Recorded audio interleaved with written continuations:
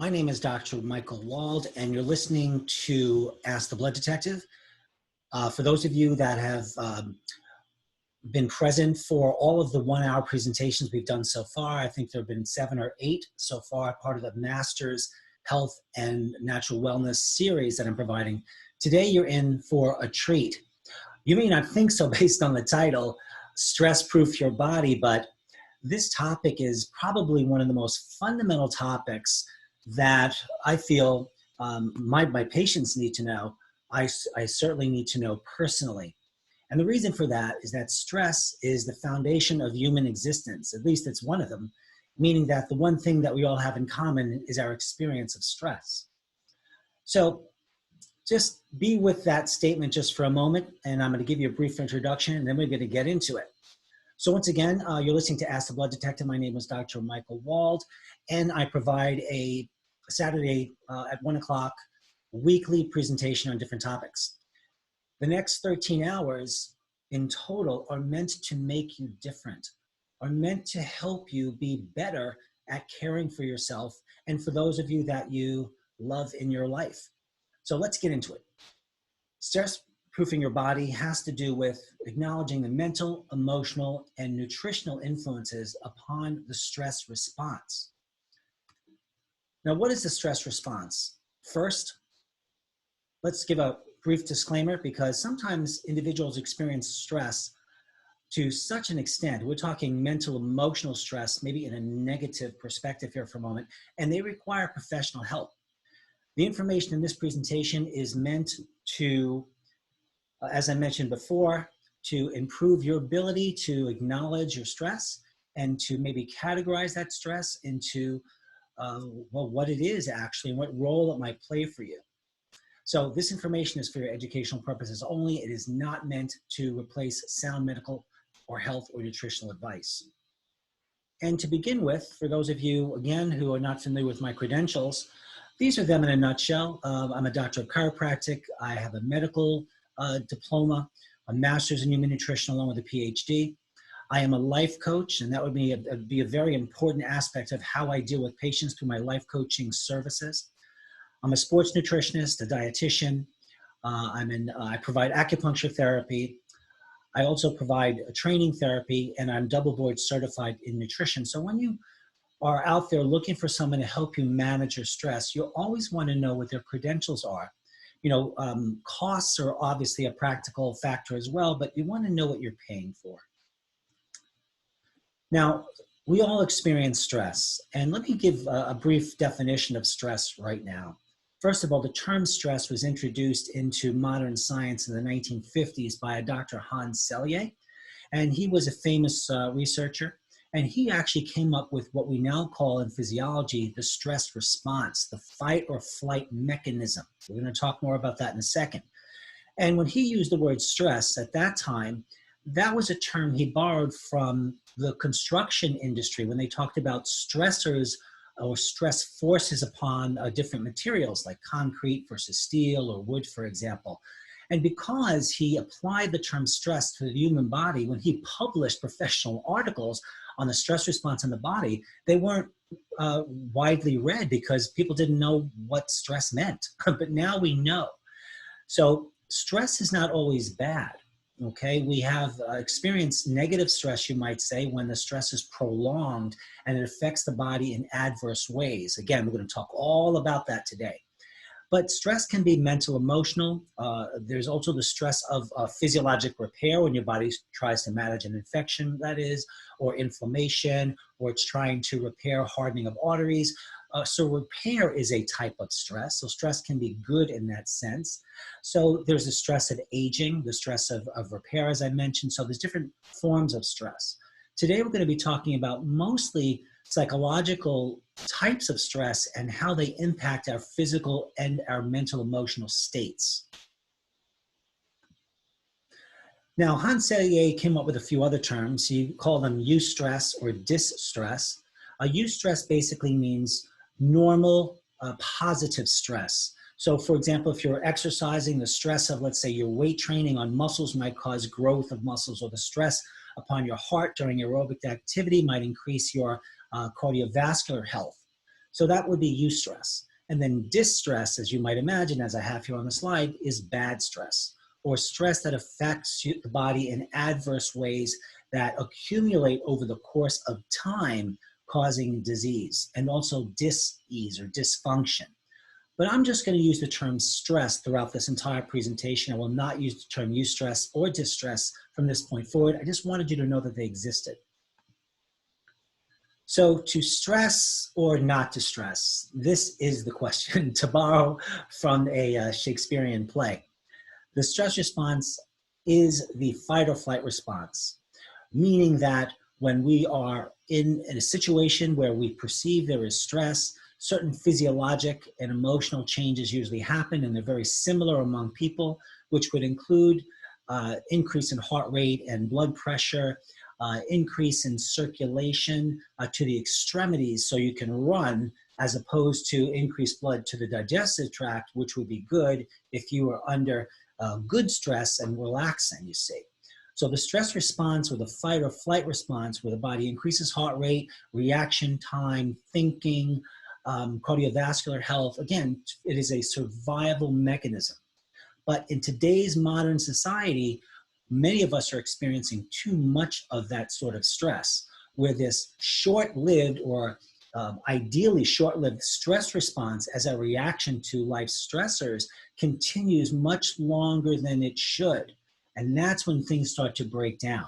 So the fight or flight stress response is initially needed, but if it's too prolonged due to a stressful lifestyle, for example, then we get breakdown, which we've for years misconstrued as normal aging, but it's not normal aging at all. So there are various effects of stress upon the body, and there are various, of course, types of stressors. And if we're talking about beating stress or managing the stress response better, because it can't be avoided, not only shouldn't stress be avoided, but stress should be framed in a certain way to support the organism, and you are the organism. We want to look at nutritional aspects managing stress, energetic, which are mental, emotional, and the physical, emotional component, or an interrelationship there, if how the physical body changes affect the emotional, and the emotional affects the physical. That's because they're not separate. We only separate them with words, or what I call semantics, saying something's physical or emotional just based on what we perceive is happening, which is, of course, limited, our perceptions. And that lends itself to semantic approaches. I'm a big fan of addressing the language issues or the self-talk issues that many of my patients have. So for example, I was having a conversation with a patient this morning, and she said, we started talking about her job, and she said, well, I really don't want to go there. I'm sure you don't want to go there. And I said, why wouldn't you want to go there? And she thought for a moment, and she finally realized that if we don't go there, if we don't acknowledge what stressors we're talking about, we can't do anything about them. So we say, I just don't want to go there, as if that's somehow going to make them away, but it make them go away. But of course, it does just the opposite. So actually, what is actually happening in the body? What is the normal stress response? Well, there is a stress response. Whether or not it is normal or not depends on how your body handles it, and based on how persistent it is and what result that has in terms of your body's ability to manage stress. I call that body resiliency. The more resilient you are, the better able you will be to manage stress and distress. So what happens is you encounter a perceived stress, and I say a perceived stress because what you might consider stress in your perception is not stressful to someone else. So technically speaking, stress is not something that exists in the world. There is no stress in the world. You're thinking about that, right? There are happenings in the world, there are events in the world, but how we interpret them and how we internalize them, if we interpolate them and interpret them in terms of a stressful, negative stressful perspective, then they are negative. But that's only to us. So stress is not something in the body, it's something that is perceived by the individual. And if that is true, then the individual has quite a say in terms of managing the stress response and removing adverse chronic stress upon the body. So if a dog barks at you during the morning and it shocks you, your body goes into a stress response, and there's a portion of your brain called the hypothalamus, which is at the base of the brain, which sets off what's known as an alarm reaction. And through a combination of neurologic and neurohormonal signaling systems in the body that involve the adrenal glands that are located on top of your kidneys like this, about the same size to the adrenals relative to your kidneys, which are my fists, we have a secretion of stress hormones from the adrenal glands, which include, among others, adrenaline or epinephrine and cortisol. So here is an illustration of a stress response where we have two mammals that come across each other and there is a shock. So the hypothalamus, adrenal, pituitary axis kicks in. There are digestive, cardiovascular, neurohormonal signals, among other. The total body responds to stress. Now, this, of course, is a survival mechanism, as I'll keep on saying, where these animals are either going to fight or one or the other or both are going to run. And it's the stress response that enables them to escape, or at least to attempt to escape and survive. If, for example, these animals are constantly running into each other, even on the days they're not running into each other, they may be quite stressful throughout the entire day in anticipation of what the future may bring. That's an example of a chronic stress response, which will cause degeneration throughout the body. And what is this here? So we're talking about the sympathetic nervous system and what we call sympathetic overload. So basically we have an autonomic nervous system. Don't be scared by those terms. Don't get stressed out by those terms. Autonomic, think of it as the automatic nervous system. It will kick in automatically without you having to say, okay, nervous system, I want you to kick in. So the autonomic nervous system has two parts. It has the sympathetic nervous system part and the parasympathetic. All you need to know is that sympathetic is the hyperadrenal stress response and the parasympathetic is the relaxation stress response. The parasympathetic relaxation stress response kicks in when you're relaxed, when you're at rest, and hopefully when you're asleep, unless you're having stressful dreams. You know, your heart rate increases, you could be sweating, jittery. Your body goes through stress during sleep as easily as it does during wakeful times. So basically, the autonomic nervous system balances or attempts to balance out the sympathetic physiologic responses with the parasympathetic physiologic responses. And if it's too persistent, the sympathetic stress response, we may have sexual issues. For example, if someone's under stress, they might have erection issues, for example. They might even have just libido issues. I mean, who feels like having sex when they're stressed? Well, maybe I should restate that question. My point is that a negative stress response can affect many other aspects of our physiology, including the stress response, certainly the digestive system. Individuals that are susceptible to digestive problems due to the way in which they internalize stress might have esophagitis or reflux, or gastroesophageal reflux disease or GERD. They might have gastritis. They may have ulcerations in their small and even large intestine. All sorts of nervous system effects upon human body.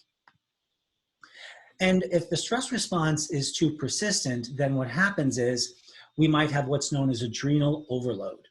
If you learn anything today about the stress response, you need to know that you cannot be talking about a stress response unless you speak about the adrenal glands. Remember those two little glands about the size of your thumbs on top of your kidneys towards your lower back. So a prolonged adrenal stress response where the adrenal glands are kicking in a lot of cortisol and adrenaline, okay, will cause suppression of the immune system. We all know that chronic stress lowers immunity. What does that mean? It can increase risk of all sorts of infections if you are exposed, and many, many other diseases. Now, if there's just a short boost in immune system after a fight or flight response or exposed to stress, the immune system kicks in and it's short, you're good. But if your immune system is persistent, it leads to this fatiguing of the immune system and causes adverse effects in the body upon the immune system, for example, and upon other aspects of the body, which we're going to speak about in detail. So basically, the last two bullets here say that the stress responses are sometimes a result of mental disorders such as post-traumatic stress disorder. A lot of us suffer from that. And you know you do if you find yourself in a stress response based upon just a memory of something that hasn't even happened yet or something that's already happened.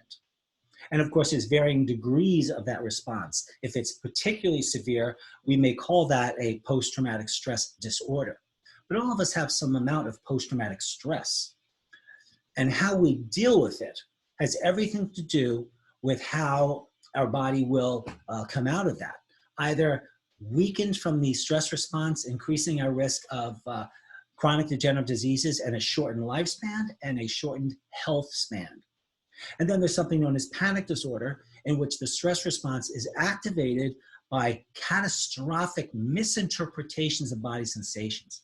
So I have individuals, for example, one woman I spoke with recently who commonly when she's under stress feels like she has a lump in her throat, which is very interesting because, you know, Chinese medicine calls that a plum pit throat, as if you swallowed a plum pit. And they associate that in Chinese medicine with issues with the Shen, or the emotionality of the individual, which seems to be housed in the heart.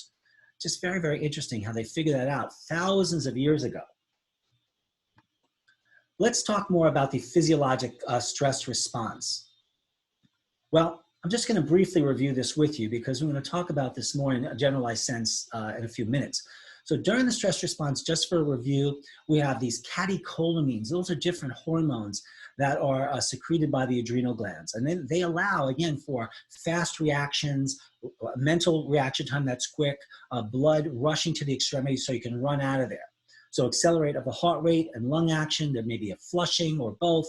There may be inhibition of digestion because you don't want to be digesting when you're trying to escape something. You need that energy to escape. So obviously chronic stress, if you're not really escaping anything, will adversely affect digestion. And also constriction of blood vessels in various parts of the body, dilation of muscular blood vessels, various other reactions like relaxation of the bladder. So you urinate and then you're running, okay? Evacuation of the colon, you defecate and you run. And other similar types of reactions that are hyper-responsive reactions. That is a stress response. That's all good in the short term, but in the long term, not so good. So take a look at this figure here. I thought this would be useful because it basically expresses what in general happens in the body and what organ systems are involved during a stress response. First of all, there is no cell, tissue, or organ in the body that escapes from a stress response. But what you should know are these few things. First of all, when there is a stress response, it involves signals going to the upper brain and also the brain stem, this area that's squared off here, where you have the pineal gland secreting various hormones, which tells other body tissues like the adrenals to make more adrenal hormone, like the thyroid to make more thyroid hormone, okay? And then the stress response in these chemicals, they go to different organs, and these organs have receptors for these different stress hormones. And that basically is a language telling the organ and the whole system of the body what to do. So there really isn't, as I mentioned, a cell, tissue, organ, or organ system that can escape the stress response. And if that's true, chronic stress responses that are not mitigated by relaxation, nutrition, for example, they're chronic and tissues start to break down. It's almost analogous to a car that you put in high acceleration and you keep it there for a long time. Eventually, the car starts to make sounds. There may be burning in the engine. The oil may burn off. Parts may start to degrade, you see. So this is what happens in the body during a stress response as well. And sadly, many medical professionals today, although they're well aware of the stress response, other than saying reduce your stress, they offer no real help. So let's talk of what happens a little bit more during long-time activation of a stress response. So overexposure to cortisol, which is one of those stress hormones we spoke about, and other stress hormones, disrupts almost all of your body processes. Now this puts you at increased risk of a variety of health problems, which include some of the following. Cardiovascular disease. If your heart is stressed out and your vessels, they're gonna break down. Sleep problems. If you're under stress, the body doesn't want to sleep. It thinks it's trying to escape. So sleep problems are commonly secondary to chronic stress or acute stress. Digestive problems, depression, even obesity, because chronic stress might increase cortisol. Cortisol is a chemical that tells fat cells to stay around. Now, don't go wasting your money on saliva tests measuring your stress hormones, folks, because if you feel you're under stress, you're under stress. You don't need a saliva test costing you several $100s to tell you that, especially since by the time you do the test, your hormones might be elevated, which will then you'd have to conclude, okay, I was right about my stress. Now what? It doesn't change anything. Or you might look at your stress hormones on salivary testing, and they might be normal. That might be because they were high for a very long time and now they're normal, so you wasted your time as well. Or those hormones might be low and you'll say, aha, so I'm depleted because of chronic stress. Once again, that tells me personally nothing different. So I don't tend to do saliva hormone testing with my patients, because if they feel they have stress and I assess that they have stress, okay? Memory impairment, worsening of skin conditions, that's a big one. The most common cause of skin eruptions is actually stress-induced. Immune problems and just basic healing is all disrupted. Let's speak a little bit about some of these stress hormones. So as I mentioned, adrenaline is one of them, and it's secreted by the adrenal glands. And the function of adrenaline is increasing of heart rate, elevating blood pressure, and boosting your energy supply so you can escape the stress. That's appropriate. And also your adrenal glands, your adrenal cortex secretes cortisol. And this is considered the primary stress hormone. It increases sugar in the bloodstream because you need sugar to have metabolic energy to escape. It enhances the brain's use of glucose, so you are sharper in your reaction time and your thinking, so you have a greater chance of escaping. And cortisol also increases the availability of various substances that actually repair tissues if the cortisol secretion is not prolonged to days, months, or years. Then that's where the problem starts. And you know, in my 30 plus years of experience dealing with people with various types of stressors, I have to say that most people have little to no tools to manage their stress. They do things like, well, okay, I should think positive. Well, thinking positive doesn't fix how you internalize your stress, and it may not repair the effects that stress have had on you over years. A person requires a systematic, learnable approach to managing stress that's reproducible so that they can manage stressors as they come up. To think that stress is something you can avoid in life is a huge error in thinking. That would be a misrepresentation of reality. Stress is part of life, and anything that you label positive or negative in terms of it being a positive or negative stressor is something that you've labeled.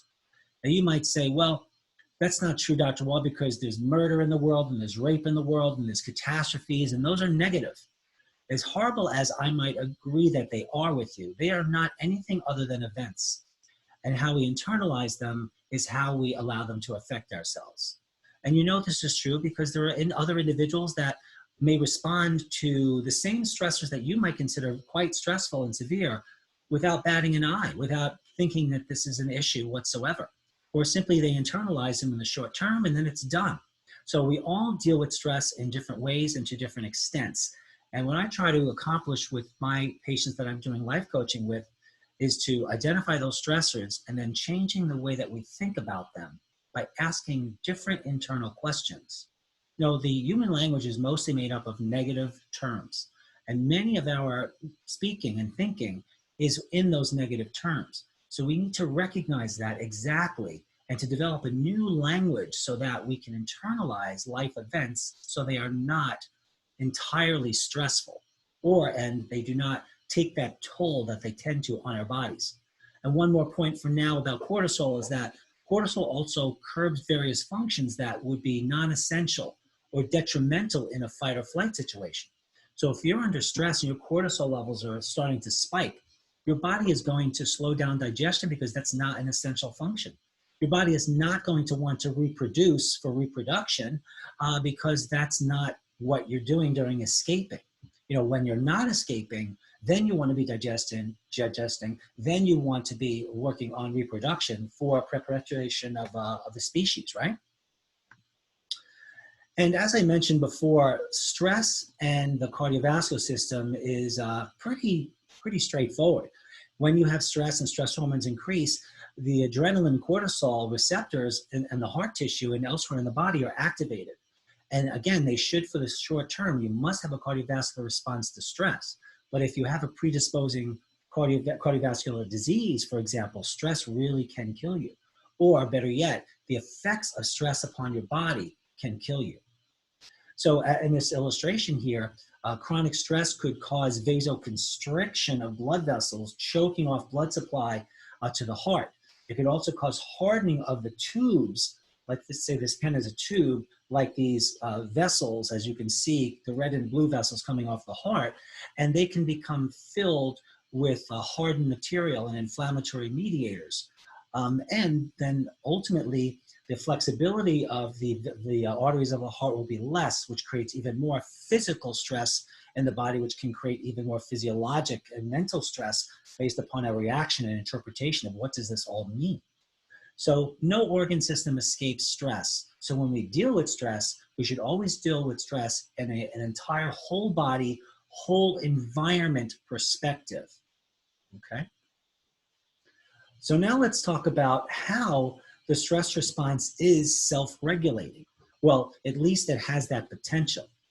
If the stress response is functioning as it should, meaning once the stress is managed, the stress response fades out, you'll have, as the first bullet describes here, decreased stress hormone levels, which enable your body to return to normal once the threat or your perceived threat has passed. Now listen, sometimes you will find yourself in a stress response or even having an anxiety attack, and you won't know what the trigger is. First of all, there doesn't always have to be a conscious trigger. Many of our bodies are now conditioned to act in a stressful way without any provocation. We just find ourselves being victimized by this. But a normal stress response is self-regulating. Bullet number 2, as adrenaline and cortisol, the two main hormones secreted by the adrenal glands, the levels drop, heart rate, and therefore blood pressure will return to baseline levels, and other systems resume their normal activities once the stress response has self-regulated then. But when the stresses of your life are chronically present, or at least you perceive that they are, you constantly may have a feeling of stress. Even your dreams may be stressful. You may feel nervous, you may be tense and on edge, and this fight or flight response, as it's called, stays on.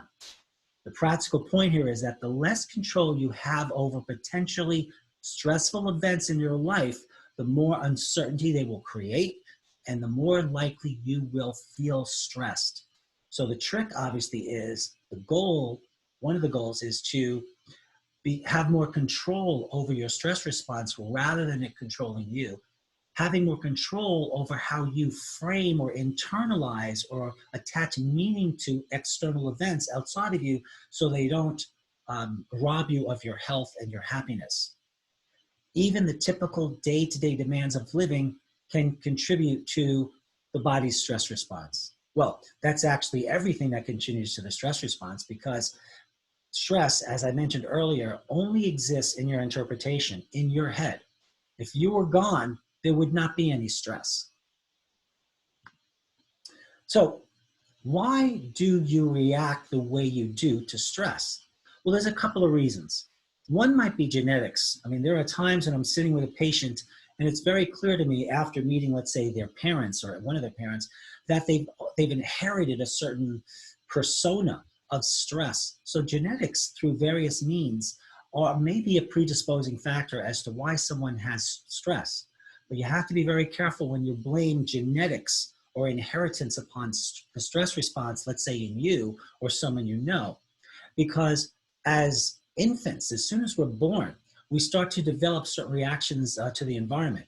We can develop habits of stress or habits of our responses to stress that are detrimental.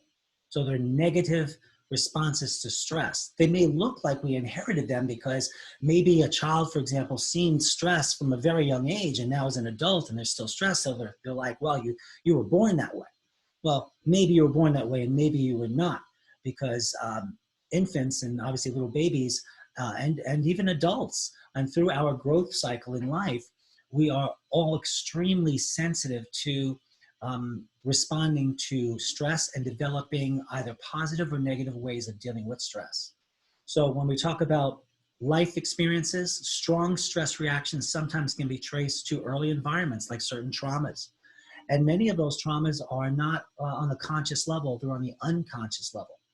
So one of the things I try to do with my life coaching clients is to try to uncover some of these stressors and to reframe them in ways that actually are supportive for the body and are not negative in that regard. Sometimes we do that through conversation, it's always part of it. And others, it's through nutrition to change one's body chemistry in specific ways. We'll talk about that more. So how to manage your stress and live longer? I should also have said live longer during the non-disability stage of life that I mentioned earlier at the introduction of this talk, because at least for me, what's important is to live in a healthy way and live in a way that you have the freedom to enjoy life to its fullest. So these are some of the ways and areas that we might consider when we want to manage our stress. One is, in terms of stress management strategies, exercise. I personally love to run and lift weights, and if I am stressed, I exercise, and that dissipates stress for me. So I associate exercise with reduction of stress. Even just thinking about exercise helps me relieve stress. And that's because I've learned to attach a certain thought process of happiness and of joy when I think of myself working out that counteracts the stress response I may be having in the moment. If you notice that you're having various stressors and you're in a stress response in your head and in your body, one of the key things to do at that moment, not tomorrow, not the next day, not the next week, is to acknowledge that you are under stress, that your body is going to a certain place. You'll probably notice you're thinking things like, is this going to work out? When can I finally exercise? I have so much to do. I don't know where to start. There's too much going on. And those sorts of questions and inquiries only reinforce the stress.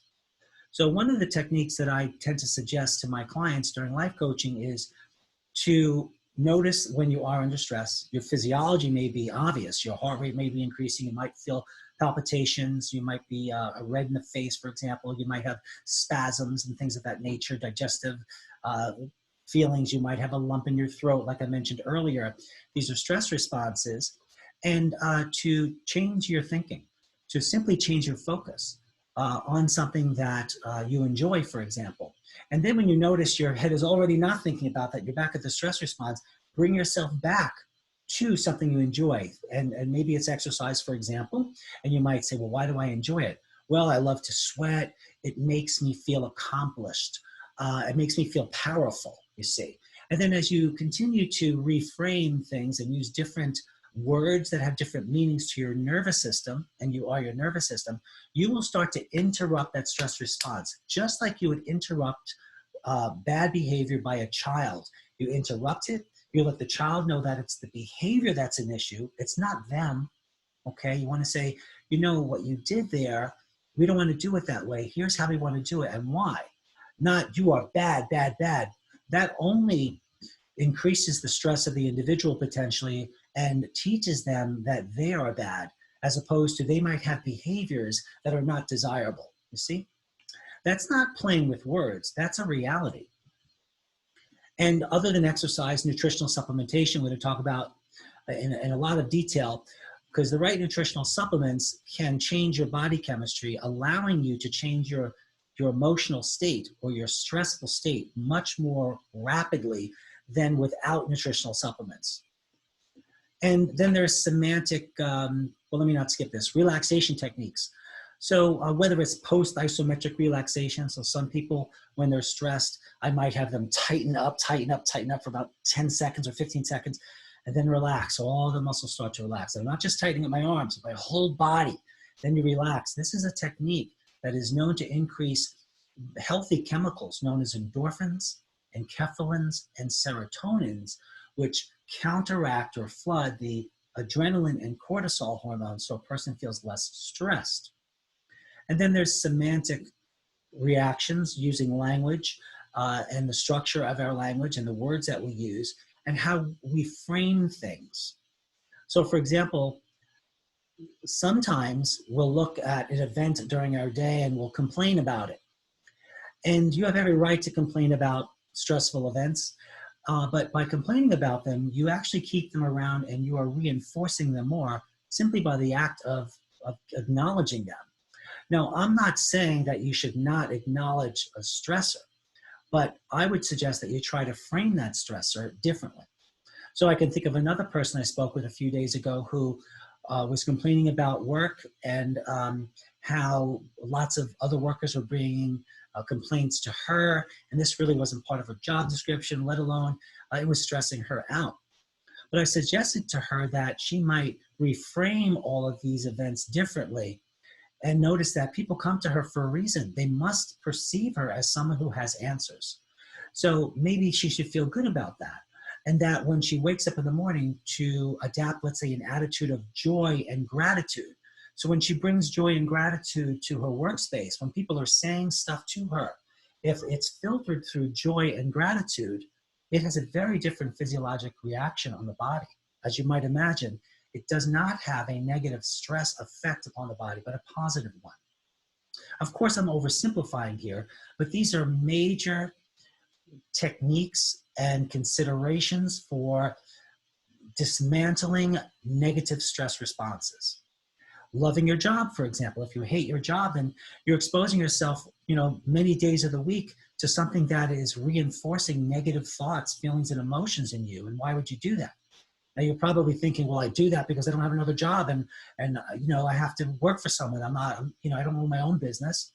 Well, those may sound like legitimate excuses, but if you really thought of your health and your environment as being essential to your happiness, you might not tolerate a job that you do not anything but love.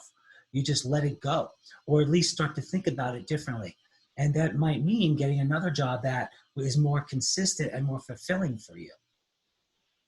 I certainly found myself at one point not liking my job earlier on, particularly when I first started, because it was overwhelming to me at the time, the amount of sadness, the amount of pain and death and illness that I was facing in practice. And I was getting sick. And then I said to myself that this isn't helping anyone. Just one day it was just too much. I said, I have a few choices here. One, I can tolerate what I'm doing, and that's that. Or I can make adjustments to my work. Or I can make adjustments to my work from the perspective of contribution. So I realized that I was not being fair to my clients if I was in a stress response and unhappy. How could I possibly, through that filter, give them the best of me? I couldn't. And once I realized that very clearly, I had to change more positively my perspective on work. Either that or I would kill myself by not physically killing myself, but I'll be killing myself through chronic stress by just tolerating that. So once I realized that I was blessed that people trusted me to help take care of them, that reframing allowed me to have greater resiliency. Now, I still see all the people with all of those different horrific problems, but now I'm the best that I can be for it, because I will not tolerate being anything less than my best, because it's not only me I'm concerned about here, it's now the health and lives and quality of lives of others. Fostering healthy relationships and recognizing what a non-healthy relationship is. Getting plenty of sleep, which is not something you can force yourself to do. But once you manage stress better, having better sleep is a side effect of better stress management. And having deep quality sleep or deep REM stage 3 sleep is a consequence of more parasympathetic, relaxing nervous system reparative activity, as opposed to the sympathetic stress reactivity, which keeps people awake, because cortisol keeps people awake. And that's part of a hyper-responsive chronic stress response. And then, of course, there's professional counseling, psychiatrists, psychologists, life coaching, which is what I do. Let's now talk about nutritional considerations and the stress response.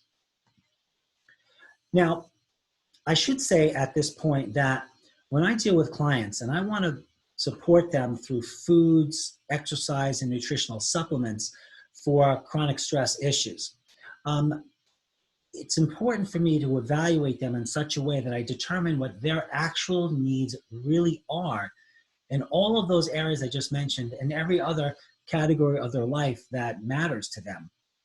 And obviously, if you work on the individual, you're going to help many aspects of their lives because all of these areas of a person's life, whether they're their financial life or their relationships or whatever it is, they are there. So once we can improve how we manage stress, so we manage it most of the time so that it doesn't manage us most of the time, we're in good shape. So nutrition is a key part of that. Now, there's a product that I have called Endocrine Tincture, and all my products, by the way, are on blooddetective.com. And it's loaded with these particular herbs at these specific percentages in these particular combinations, given what the scientific literature says might be helpful for people managing chronic stress response. I won't go into each of these, but this is a liquid tincture that is highly absorbable, that supplies herbs that are adaptogenic, but also are specific for people who have chronic stress to enhance adrenal activity that has been suppressed for so long and to balance it out. So many of these herbs are called adaptogenic because if the stress response is being perceived too high and chronically in a person, it tends to regulate it down. If the stress response is fatigued, it tends to regulate it up. So certain herbs and certain nutritional and mental emotional techniques help to balance out how we deal with stress. So it's not hyper responsive or in adrenal fatigue or stress fatigue. Next, I mentioned the endocrine tincture. The average amount of drops that I tend to suggest for a person is 10 to 20 drops in the morning and perhaps another 10 to 20 drops at between 2 and 4 or 5 o'clock during the course of the day, depending on the time at which they tend to have a lot of stress. And those particular herbs and studies have been shown to help manage thyroid function, adrenal function, and anterior pituitary function in the brainstem, because the brainstem and the anterior pituitary and the posterior pituitary secrete various hormones that are required during stress response, like the cortisol and adrenaline. But ACTH, adrenocorticotropic hormone, is a hormone that's secreted by the anterior pituitary, which tells the adrenal glands to regulate itself. And then the adrenals talk to the thyroid gland, you see. So there are these anterior pituitary thyroid adrenal feedback mechanisms. And then there are superfoods. Now, everyone knows what superfoods are, these powdered things that are green or whatever formula they are. They're not all the same. In fact, I took a patient's green formulation that they had, superfood, I compared it to mine, it was completely different. It had a few things the same. So I have superfoods, which are entitled superfood number 1, 2, 3, and 4.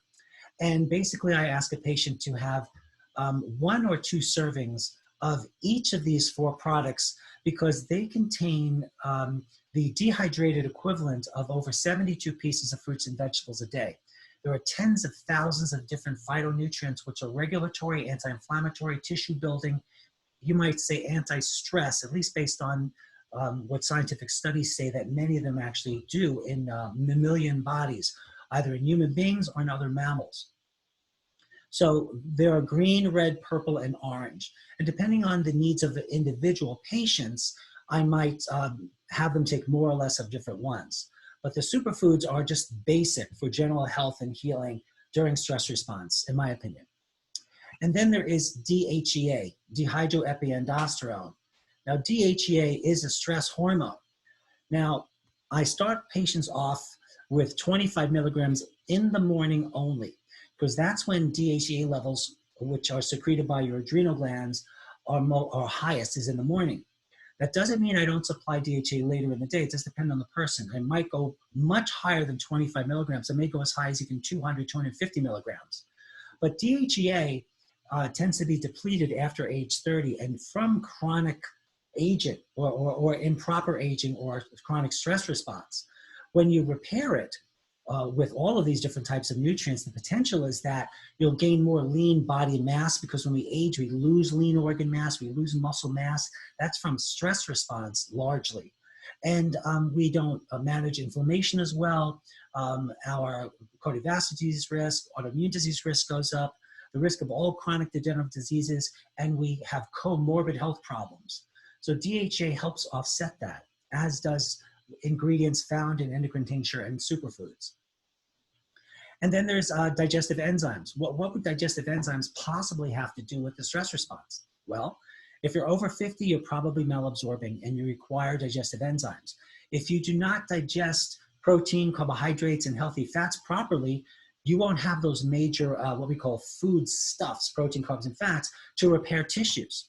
And as we grow older, as our intestinal tract is stressed out, it starts to break down, we start to malabsorb, and that malabsorption is this chronic cycle where other tissues now are affected because they're not supplied with the things we need from absorption.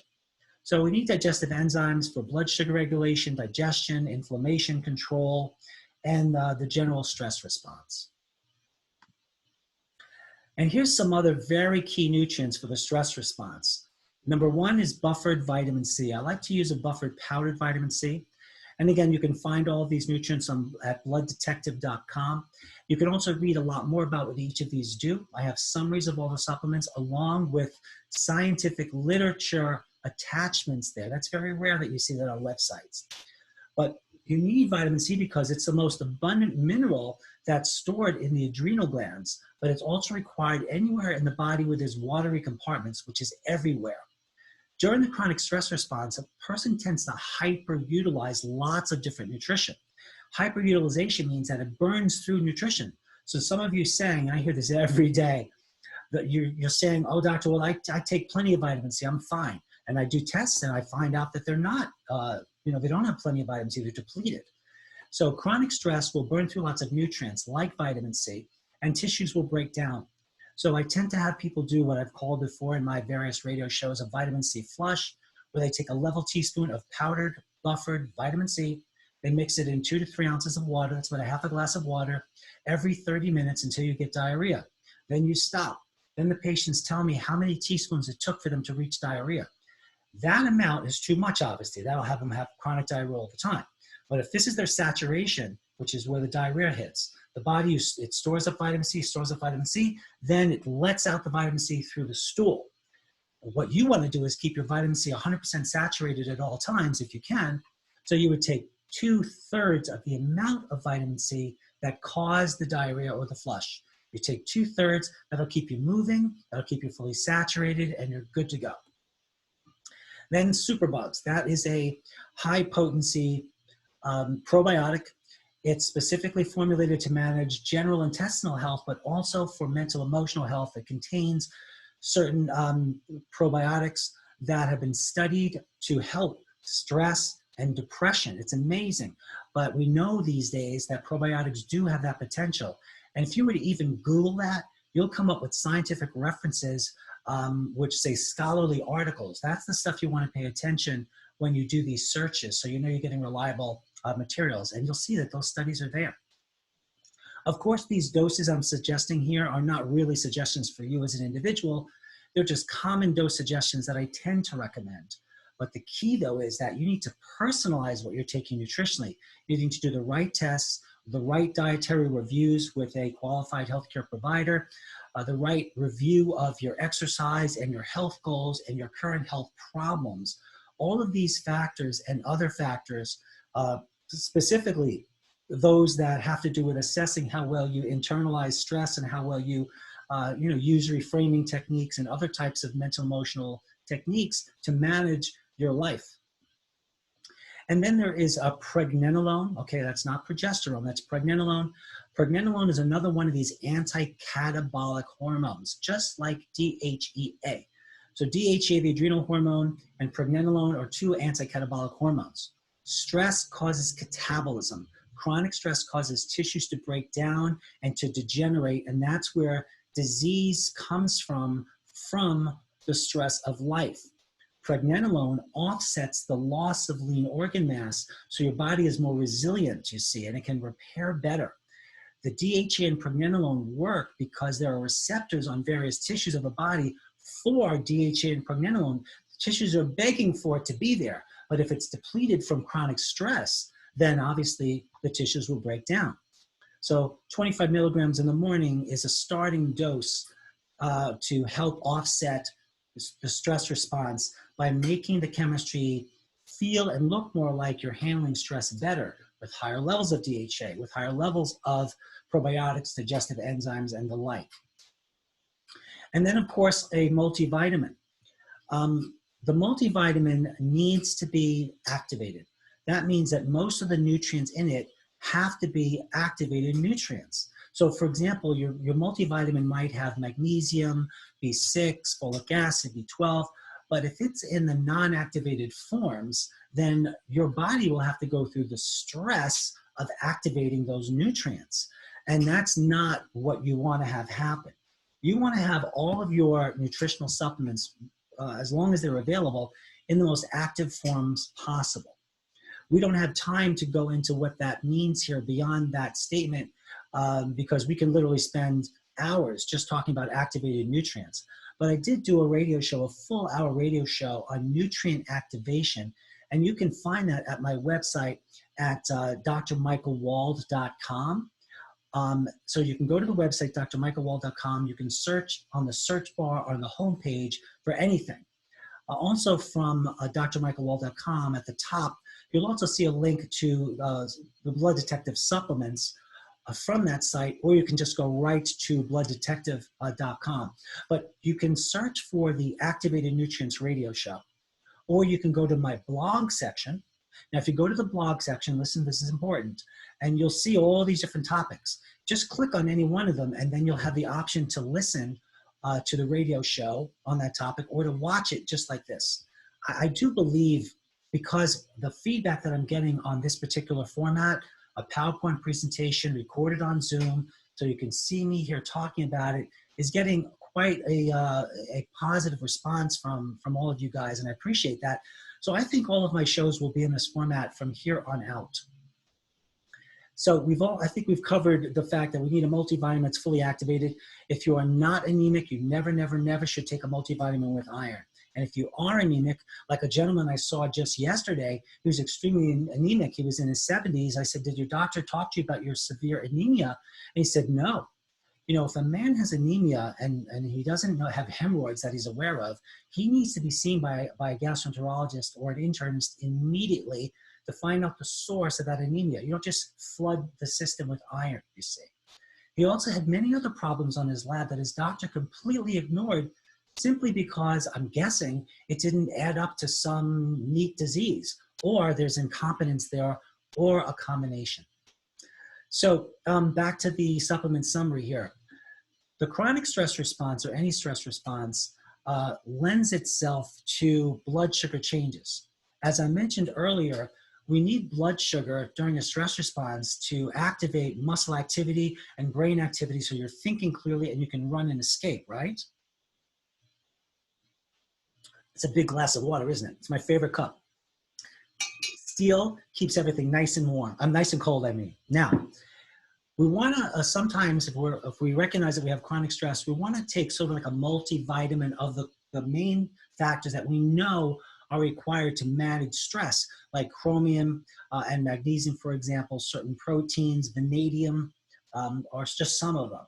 And the thing is, when there is a blood sugar response, when there's a change in blood sugar in response to stress, there's a change in insulin levels, right?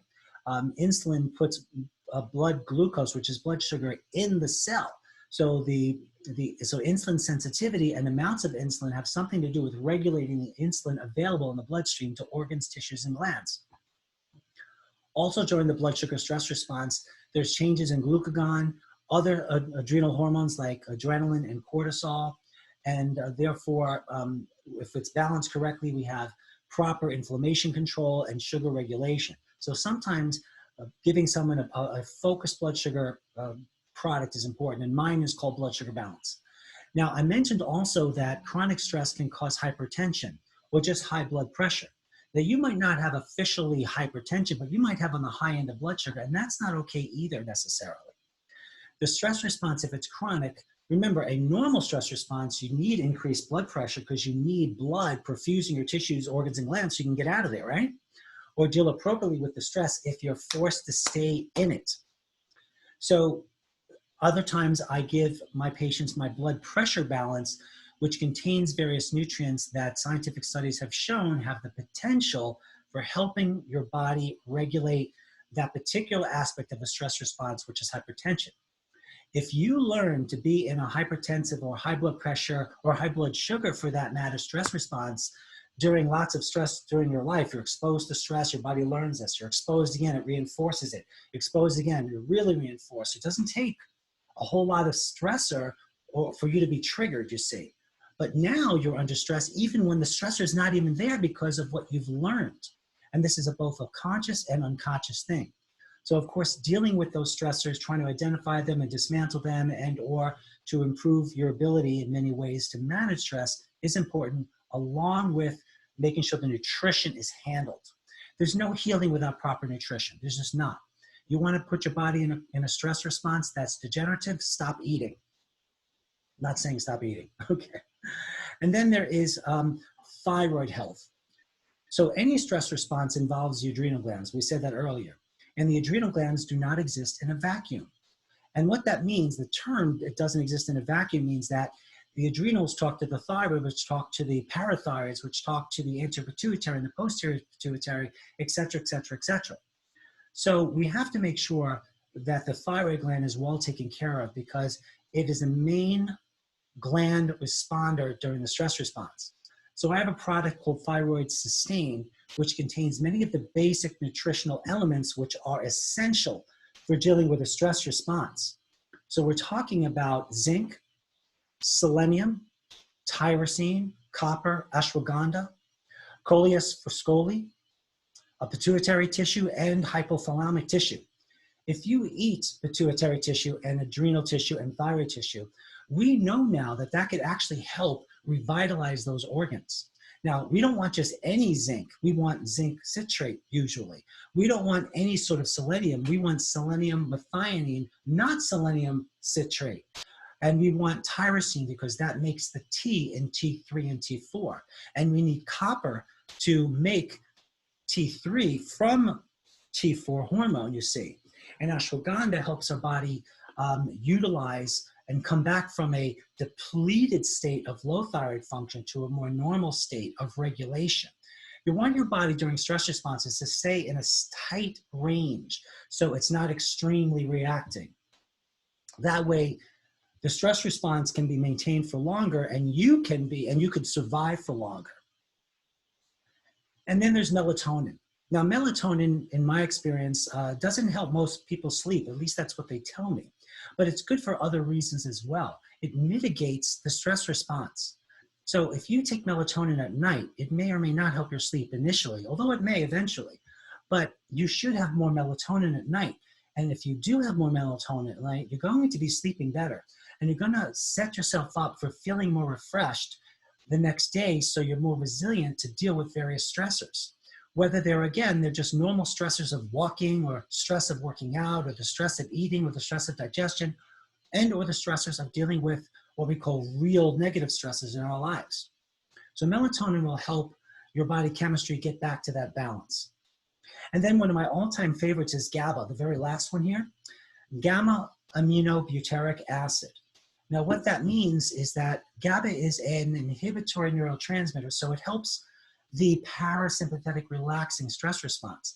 So I generally tell my patients to take this at night, because that'll help you with sleep. GABA helps for sleep, it helps pain, and it helps anxiety and depression. These are an extremely important combination of things, as you might know. And GABA is extremely safe, and the natural forms are just very effective. Sometimes I might have a patient take their GABA during the course of the day as well, because they may need higher levels if they find themselves stressed. Usually if you find yourself having a physiologic and or emotional stress response, you have lower GABA levels than you should. You probably also had lower melatonin levels than you should have at night. And of course, all these other organs may be off, where you need to focus more on the blood pressure part or the inflammatory part, etc. And that's how the nutrition is personalized. So this is a summary here of all of the nutrients that I just spoke of, that you can also read more about bloodtective.com, and I have the website address there. And again, you can see that these doses, though, please realize that these are just generalized doses. I'm not saying that you should take these nutrients. You might need entirely different nutrients to deal with your unique stress response. And that's something that can be figured out. I might utilize a couple of different things to figure out what my patients need. And here's what you might want to consider too.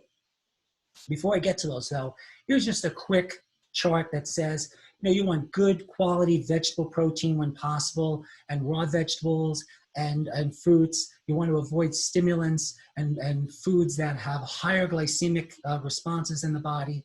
You want regular meals throughout the day. If you have chronic stress response, the persons with chronic stress response don't really tend to respond well to long periods of not eating, although sometimes that might be useful. I'm not going to ever say that it's not. Intermittent fasting type concepts can help the stress response, but it depends on the person. And acknowledge your stressors in your life. That's number one.